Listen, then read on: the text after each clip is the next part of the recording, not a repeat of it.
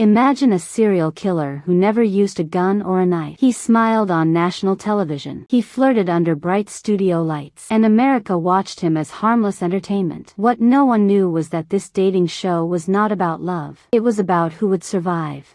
In the 1970s, America trusted television more than anything else. If something appeared on TV, it felt safe. It felt familiar. Families gathered every evening to watch shows filled with laughter, romance, and charm. No one believed that danger could walk freely through those studio doors. This story begins in California, a place known for dreams, freedom, and Hollywood success. But beneath the sunshine and glamour, a darker truth was quietly growing. Young women began disappearing. Some vanished from beaches.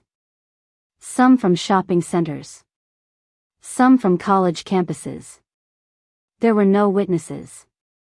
No clear suspects. Only silence and fear. Police struggled to connect the cases. At that time, crimes against women were often ignored. Missing women were labeled as runaways. Warnings were dismissed. And predators were allowed to keep moving. At the same time, a popular television show was at the peak of its fame. The Dating Game. A light-hearted program where a woman chose a date based only on conversation. The show promised romance and laughter. Millions watched it every week. One day, a struggling actress named Cheryl Bradshaw was convinced by her agent to appear on the show. She needed exposure. She needed work. And this seemed like a harmless opportunity. The studio was bright. The audience was cheerful. Cameras rolled. 3 male contestants sat behind a wall. One of them was Bachelor number 1. His name was Rodney Alcala. Rodney was confident. He was funny. He knew exactly what to say. The audience laughed at his jokes. The host enjoyed his charm. Nothing about him felt dangerous. But the truth was far darker. While Rodney joked on television, he was already a predator. He approached young women pretending to be a photographer. He promised them modeling careers. He gained their trust. And then he took their lives.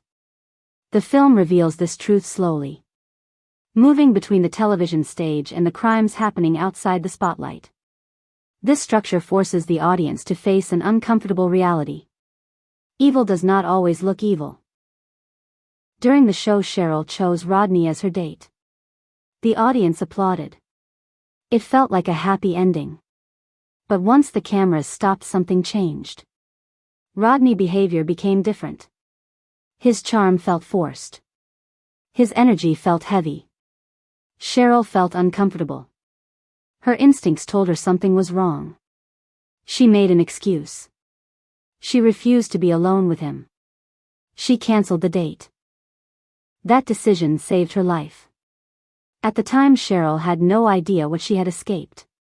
She only knew she felt unsafe. And she listened to that feeling. Years later, Rodney Alcala was arrested.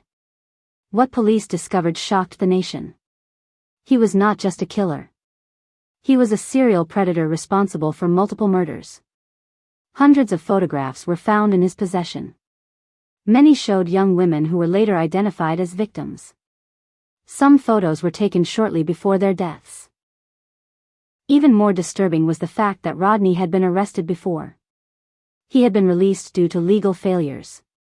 Again and again, the system failed to stop him. Woman of the Hour is not just about one man. It is about a culture that ignored warning signs.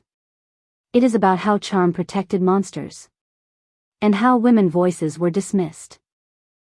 The film exposes the sexism of the era. An industry where women were expected to be polite. To smile. To stay quiet even when they felt afraid. Anna Kendrick direction captures this danger perfectly. The bright colors of the 1970s contrast with the darkness underneath. Every scene reminds us that violence does not always arrive loudly. Sometimes it arrives smiling. The courtroom scenes reveal a man without regret. A face without emotion. A predator who believed he was smarter than everyone else. The ending leaves the audience with a chilling thought. How many times have we trusted the wrong person? Because they seemed charming. Because they seemed normal. This story is a warning. Not just from the past, but for the present. Because true crime is not only about killers. It is about the systems that allow them to exist. And the instincts that might save us if we choose to listen.